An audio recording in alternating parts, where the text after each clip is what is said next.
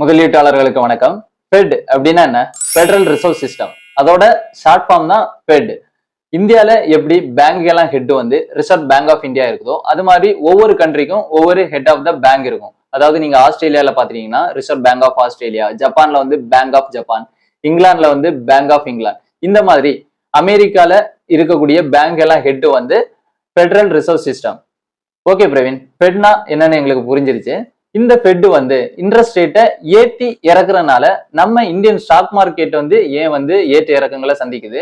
அது மட்டும் இல்லாம இன்வெஸ்ட்மெண்ட் பிளாட்ஃபார்மான ஸ்டாக் மார்க்கெட்டா இருக்கட்டும், பிக்சட் டெபாசிட்டா இருக்கட்டும், பாண்ட்ஸா இருக்கட்டும், மியூச்சுவல் ஃபண்ட்ஸா இருக்கட்டும், இடிஎஃப்ஆ இருக்கட்டும், கமோடிட்டியா இருக்கட்டும், கிரிப்டோ கரன்சியா இருக்கட்டும், கோல்டா இருக்கணும், இது வந்து ஏன் வந்து ஏற்ற இறக்கங்களை சந்திக்குது. எஃப்ஐஐனா யாரு? எஃப்ஐஐ வந்து பை அண்ட் செல் பண்றதுனால இந்திய ஸ்டாக் மார்க்கெட் ஏன் வந்து அஃபெக்ட் ஆகுது. இன்ஃபிளேஷன், ரேட் கட்டு, இந்த ரெண்டையுமே ஏன் வந்து இன்பேலன்ஸா வச்சிருக்காங்க. ஒன்ல ஏத்தணும் இல்லது இறக்கணும். இந்த ஃபெட் வந்து இன்ட்ரெஸ்ட் ரேட்டை கட் பண்றதுனால திடீர்னு வேலை வாய்ப்புகள் வந்து அதிகமாகிறதையும் நம்ம பாக்குறோம். திடீர்னு வந்து பெரிய பெரிய கம்பெனிஸ்ல வந்து லே ஆஃப் நடக்கிறதையும் நம்ம பார்த்துட்டு இருக்கோம். இது எல்லாம் ஏன் நடக்குது, இதை பத்தி தான் இந்த வீடியோல நம்ம தெளிவா பார்க்க போறோம். அதனால வீடியோவை கடைசி வரைக்கும் பாருங்க. இந்த மாதிரி பயனுள்ள தகவல் வந்து நம்ம சேனலுக்கு வந்து சேரணும்னா நம்ம சேனலை வந்து சப்ஸ்கிரைப் பண்ணி பெல் நோட்டிபிகேஷனையும் தட்டி வச்சுக்கோங்க. அது மட்டும் இல்லாம நிதிசார் அறிவு மற்றும் பங்குச்சந்தையை பற்றி ஒவ்வொரு எபிசோடா நம்ம சேனல்ல வந்து நம்ம பதிவிட்டுட்டு வரோம். அதனால முன்னாடி உள்ள எபிசோட் நீங்க பாக்கலைன்னா டிஸ்கிரிப்ஷன்ல லிங்க் கொடுத்துருக்கேன்.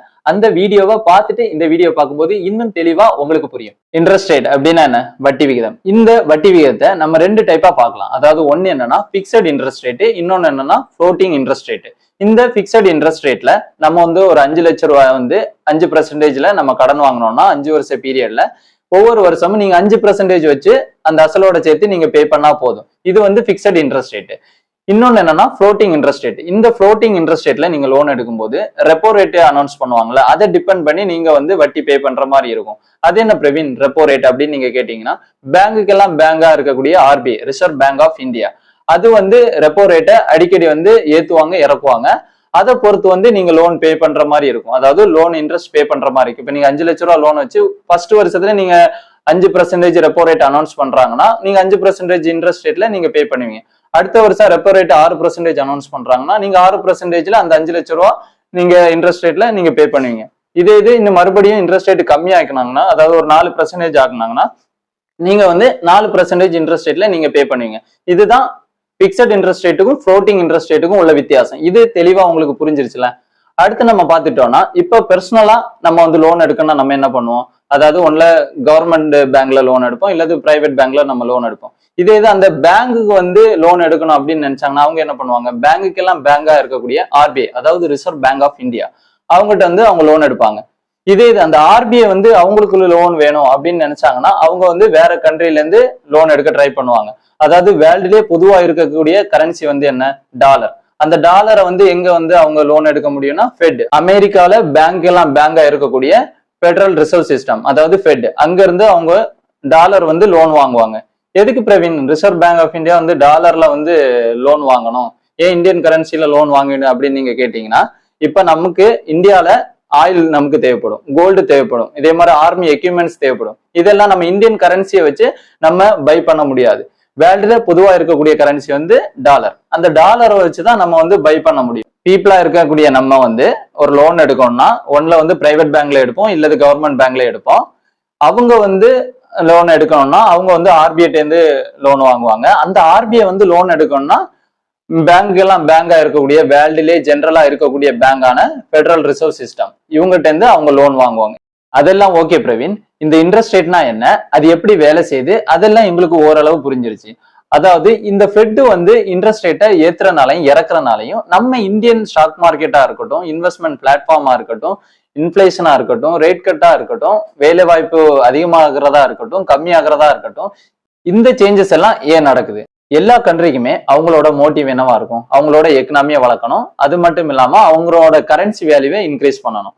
ஆனா இங்க விஷயம் என்னன்னா, நீங்க எக்கனாமியை வளர்க்கணும்னு நினைச்சீங்கன்னா கரன்சி வேல்யூ டவுன் ஆகும், கரன்சி வேல்யூவை இன்க்ரீஸ் பண்ணணும்னு நினைச்சீங்கன்னா எக்கனாமி டவுன் ஆகும். இந்த ரெண்டையுமே பேலன்ஸ் பண்றதுக்கு யூஸ் பண்ணக்கூடிய ஒரு டூல் தான் இந்த இன்ட்ரெஸ்ட் ரேட். இந்த இன்ட்ரெஸ்ட் ரேட்டை ஏத்துறதும் இறக்குறதும் எல்லா கண்ட்ரியுமே பண்ணுவாங்க. இப்போ பொதுவா வந்து நம்ம அமெரிக்கா கண்ட்ரியை எடுத்துக்கலாம். அமெரிக்கா வந்து அவங்களோட எக்கனாமியை வளர்க்கணும்னா அவங்க என்ன பண்ணணும்? இப்போ வந்து கண்டிப்பா வந்து மணி சர்க்குலேஷனை அதிகப்படுத்தி ஆகணும். அது எல்லாமே நமக்கு தெரிஞ்ச விஷயம் தான். இந்த மணி சர்க்குலேஷன் அதிகப்படுத்துறதுக்கு அவங்க என்ன பண்ணுவாங்க, ஃபெட் மூலமா அதிக நோட்டு வந்து பிரிண்ட் பண்ணுவாங்க. இந்த நோட்டு பிரிண்ட் பண்றது மட்டும் இல்லாம அவங்க கம்மியான இன்ட்ரெஸ்ட் ரேட்டுக்கு அங்க இருக்கக்கூடிய பிரைவேட் பேங்கா இருக்கட்டும், கவர்மெண்ட் பேங்கா இருக்கட்டும், அவங்களுக்கு வந்து இஷ்யூ பண்ணுவாங்க. அவங்க என்ன பண்ணுவாங்கன்னா அதை கம்மியான இன்ட்ரெஸ்ட் ரேட்டுக்கு பப்ளிக் இஷ்யூ பண்ணுவாங்க. அப்ப பப்ளிக் என்ன பண்ணுவாங்க, பப்ளிக் நம்ம வந்து கம்மியான இன்ட்ரெஸ்ட் ரேட்டுக்கு லோன் கிடைக்குது அப்படின்னு சொல்லிட்டு அவங்களுக்கு தேவையான பொருட்களை வாங்கணும்னு சொல்லிட்டு கம்மியான இன்ட்ரெஸ்ட் ரேட்டுக்கு அவங்க லோன் எடுப்பாங்க. இதே இது பிசினஸ் மேன் என்ன பண்ணுவாங்கன்னா, நம்ம பிசினஸ் வளர்க்கலாம், கம்மியான இன்ட்ரெஸ்ட் ரேட்டுக்கு லோன் கிடைக்குது அப்படின்னு சொல்லிட்டு அவங்களும் லோன் எடுக்க ஆரம்பிப்பாங்க. எம்ப்ளாயிஸுக்கு வேலை கொடுக்க ஆரம்பிப்பாங்க. அது மட்டும் இல்லாம மேனுஃபேக்சரிங்கும் அதிகப்படுத்துவாங்க. மேனுஃபேக்சரிங் அதிகப்படுத்தி சேல்ஸையும் இன்க்ரீஸ் பண்ண ட்ரை பண்ணுவாங்க. மக்கள் கையில அதிகமா காசு இருக்கனால அவங்க ஆட்டோமேட்டிக்கா சேல்ஸ் வந்து அதிகமா நடக்கும். இந்த மணி சர்க்குலேஷன் அதிகமா இருக்கனால எக்ஸ்போர்ட் கூட அதிகமாகும். இந்த எக்ஸ்போர்ட் அதிகமாகறதுனால எக்கனாமி ஆட்டோமேட்டிக்கா குரோ ஆயிடும். சரி, ஓகே பிரவீன், இது வந்து கவர்மெண்ட்டுக்கும் நல்லதா இருக்குது. இந்த மணி சர்க்குலேஷன் பண்றதுனால மக்களுக்கும் அதிகமா லோன், கம்மியான இன்ட்ரெஸ்ட் ரேட்ல லோன் கிடைக்குது இல்ல, அப்ப ஏன் வந்து இன்னும் மறுபடியும் இந்த இன்ட்ரெஸ்ட் ரேட்டை அதிகப்படுத்துறாங்க அப்படின்னு நீங்க கொஸ்டின் கேட்கறது எனக்கு புரியுது. இந்த மணி சர்க்குலேஷன் அதிகமா இருந்துச்சுன்னா கண்டிப்பா இன்ஃபிளேஷன் அதிகமாகும், அதாவது பணவீக்கம் அதிகமாகும். பணவீக்கத்தை பத்தி ஏற்கனவே நம்ம ஃபுல் டீடைல் வீடியோ பண்ணியிருக்கோம். அதை நீங்க பார்க்கலன்னா டிஸ்கிரிப்ஷன்ல லிங்க் கொடுத்துருக்கேன். அதை பார்த்துட்டு இதை பாத்தீங்கன்னா இந்த இன்ஃபிளேஷன் என்ன மாதிரி ஆக்ட் ஆகுதுன்னு உங்களுக்கு தெளிவா புரியும். சரி, விஷயத்துக்கு வருவோம். இந்த மாதிரி மணி சர்க்குலேஷன் அதிகமாயிடுச்சுன்னா டாலரோட வேல்யூ கம்மியாகும். அதாவது நான் ஒரு எக்ஸாம்பிளோட சொல்றேன் பாருங்க.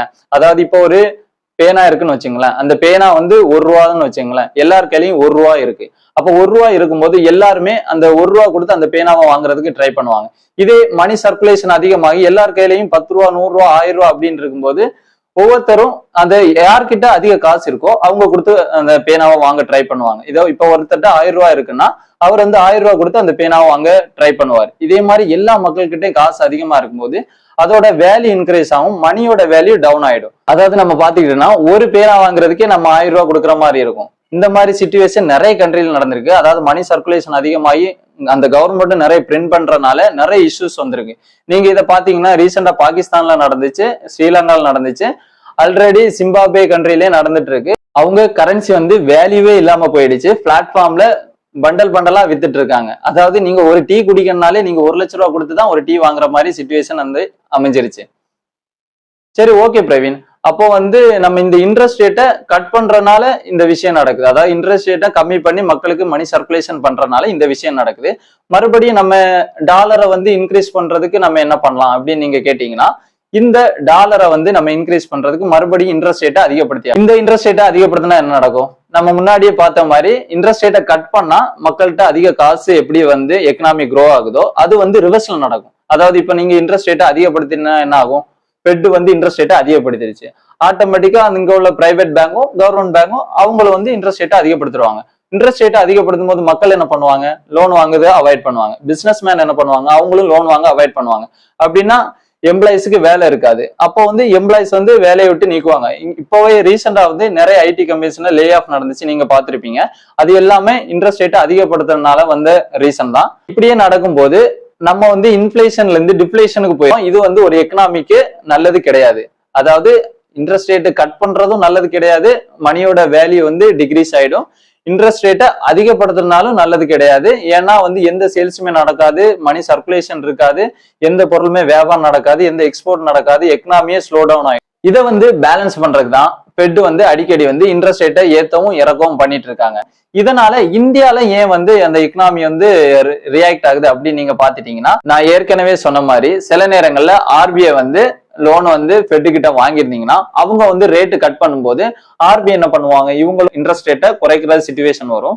அவங்க வந்து இன்ட்ரெஸ்ட் ரேட்டை அதிகப்படுத்தினாங்கன்னா இங்க ஆர்பிஐயும் இன்ட்ரெஸ்ட் ரேட்டை அதிகப்படுத்துற மாதிரி சிச்சுவேஷன் வரும். இந்த மாதிரி சிச்சுவேஷன் நடக்கும்போது ஆர்பிஐ கடன் வாங்கி இருக்கக்கூடிய பிரைவேட் பேங்கா இருக்கட்டும், கவர்மெண்ட் பேங்கா இருக்கட்டும், அவங்களும் வந்து இன்ட்ரெஸ்ட் ரேட்டை கம்மி பண்றதும் அதிகப்படுத்துறதும் நடத்துவாங்க.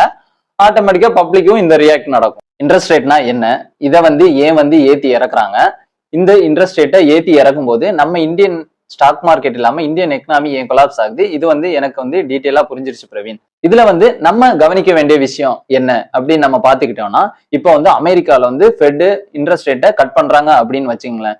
அதாவது ஆட்டோமேட்டிக்கா ரிசர்வ் பேங்க் ஆஃப் இந்தியா, அதாவது ரிசர்வ் பேங்க் வந்து அதோட ரெப்போ ரேட்டை கட் பண்ணிடுவாங்க. இந்த ரெப்போ ரேட்டை கட் பண்ணும்போது நம்ம இப்போ ஒரு லோன் எடுத்திருந்தோம்னு வச்சுங்களேன், அதாவது இப்போ காரா இருக்கலாம், பைக்கா இருக்கலாம், ஹோம் லோனா இருக்கலாம், இதோட வட்டி விகிதங்கள் எல்லாமே ஆட்டோமேட்டிக்கா குறைஞ்சிரும். இதோட வட்டி விகிதங்கள் எல்லாமே குறைஞ்சிரும். இது வந்து நமக்கு நல்லது. அதே இது நம்ம இன்வெஸ்டிங் பண்ணியிருந்தா கூட அமெரிக்கால ஃபெட் வந்து இன்ட்ரெஸ்ட் ரேட்டை கட் பண்ணும்போது ஆட்டோமேட்டிக்கா பிசினஸ் மேன் அவங்க வந்து லோன் எடுப்பாங்க. லோன் எடுத்து வந்து ஜாபை வந்து கிரியேட் பண்ணுவாங்க. ஜாபை கிரியேட் பண்றது மட்டும் இல்லாம மேனுஃபேக்சரிங் கிரியேட் பண்ணுவாங்க. இந்த மேனுஃபேக்சரிங் கிரியேட் பண்ணும்போது சேல்ஸ் அதிகப்படுத்துவாங்க, எக்ஸ்போர்ட் அதிகப்படுத்துவாங்க. இதனால அந்த கம்பெனி வளரும். இந்த கம்பெனி வளரும் போது ஆட்டோமேட்டிக்கா ஸ்டாக் மார்க்கெட் வளரும். ஸ்டாக் மார்க்கெட் வளரும் போது அதோட ஷேர் பிரைஸ் வளரும். அந்த ஷேர் பிரைஸ் வளரும் போது என்ன நடக்கும்? ஆட்டோமேட்டிக்கா mutual fund, ETF, gold, crypto எல்லாமே இன்க்ரீஸ் ஆயிடும். இப்படி எல்லாமே இன்க்ரீஸ் ஆகுறது மட்டும் இல்லாம FII-யும் அதிகமா பை பண்ணுவாங்க. FII-னா யாரு? Foreign institutional investor. அதாவது அமெரிக்கால இருக்கக்கூடிய ஹை நெட்வொர்த் பீப்புள், 10,000 லட்சம் கோடி வச்சிருக்க பீப்புள், அவங்க இன்ட்ரெஸ்ட் ரேட்டை கம்மி பண்ணும்போது அமெரிக்கால கம்மியான ரேட்டுக்கு இன்ட்ரெஸ்ட் லோன் எடுத்து அவங்க வந்து இந்தியன் ஸ்டாக் மார்க்கெட்ல இன்வெஸ்ட்மெண்ட் பண்ணுவாங்க. இப்படி நடக்கும்போது டோட்டலா ஸ்டாக் மார்க்கெட் வந்து ஒரு புல்லிஷ் மூட்லயே இருக்கும். அதனால வந்து ஸ்டாக் மார்க்கெட்டும் அதிக க்ரோ ஆகுறதுக்கு வாய்ப்பு இருக்கு. இதே அமெரிக்கால ஃபெட் இன்ட்ரெஸ்ட் ரேட்டை அதிகப்படுத்திட்டாங்க அப்படின்னா நமக்கு என்ன ரியாக்ட் ஆகும் அப்படின்னு பாத்துட்டீங்கன்னா, RBI ஆட்டோமேட்டிக்கா இன்ட்ரெஸ்ட் ரேட்டை அதிகப்படுத்தும். அதாவது ரெப்போ ரேட் அப்படின்னு சொல்லுவோம்ல, அதை வந்து அதிகப்படுத்துவாங்க. இந்த ரெப்போ ரேட்டை அதிகப்படுத்தும் போது நம்ம இப்போ பைக்கு, காரு, வீட்டுக்கெல்லாம் லோன் எடுத்தோம்னா நம்மளோட இன்ட்ரெஸ்ட் ரேட்டும் அதிகமாயிடும். அப்போ பிசினஸ் மேன் என்ன பண்ணுவாங்கன்னா, இதை வந்து இன்ட்ரெஸ்ட் ரேட் அதிகப்படுத்தினால அவங்க வந்து லோன் எடுக்கிறதுக்கு தயங்குவாங்க. அவங்க லோன் எடுக்கிற தயங்குறதுல பப்ளிக்கும் லோன் எடுக்க தயங்குவாங்க. பப்ளிக் கிட்டையும் காசு இருக்காது. இந்த பிசினஸ் மேன் என்ன பண்ணுவாங்கன்னா, இந்த இன்ட்ரெஸ்ட் ரேட்டை அதிகப்படுத்தினால அவங்க வந்து லோன் எடுக்கிறதுக்கு தயங்குவாங்க. கம்பெனில வந்து மேனுஃபேக்சரிங் இருக்காது. அதனால வந்து எம்ப்ளாயியை வந்து லே ஆஃப் பண்ணிடுவாங்க. இதனால டோட்டல் எக்கனாமியே டவுன்ல போயிடும். பிசினஸும் வளராது, எக்ஸ்போர்ட்டும் வளராது. அதனால ஸ்டாக் மார்க்கெட்ல அந்த பிசினஸ் வளரனால அதோட ஷேர் பிரைஸ் எல்லாமே டவுன் போயிடும். இந்த டைம்ல நீங்க ஸ்டாக் மார்க்கெட்ல இன்வெஸ்ட்மெண்ட் பண்ணிருந்தா உங்களோட வேல்யூ வந்து கம்மியாயிட்டே போகும். இந்த டைம்ல FII, அதாவது ஃபாரின் இன்ஸ்டிடியூஷனல் இன்வெஸ்டர், அவங்க என்ன பண்ணுவாங்கன்னா டோட்டலா ஷேர் எல்லாமே செல் பண்ணிட்டு அவங்க வந்து அந்த இன்ட்ரெஸ்ட் ரேட் அதிகப்படுத்தினால அங்க அந்த இன்ட்ரெஸ்ட்டை பே பண்றதுக்கு அந்த காசை வந்து யூஸ் பண்றதுனால நம்ம ஷேர் பிரைஸ் கீழே போயிடும். நான் இந்த வீடியோல கொடுத்த தகவல் எல்லாமே உங்களுக்கு பயனுள்ளதா இருந்திருக்கும்னு நான் நம்புறேன். அப்படி பயனுள்ளதா இருந்துச்சுன்னா உங்க நண்பர்கள் மற்றும் உறவினர்களுக்கு இந்த வீடியோவை ஷேர் பண்ணி நம்ம சேனலுக்கு சப்போர்ட் பண்ணுங்க. நம்ம அடுத்த வீடியோல எந்த டாபிக் பத்தி பேசலாம் அப்படின்னு சொல்லிட்டு நீங்க கமெண்ட் செக்ஷன்ல கமெண்ட் பண்ணுங்க. நான் முடிஞ்ச வரைக்கும் அந்த டாபிக்கை பத்தி தெளிவா புரியுற மாதிரி தர்றதுக்கு முயற்சி பண்றேன். நன்றி உறவுகளே.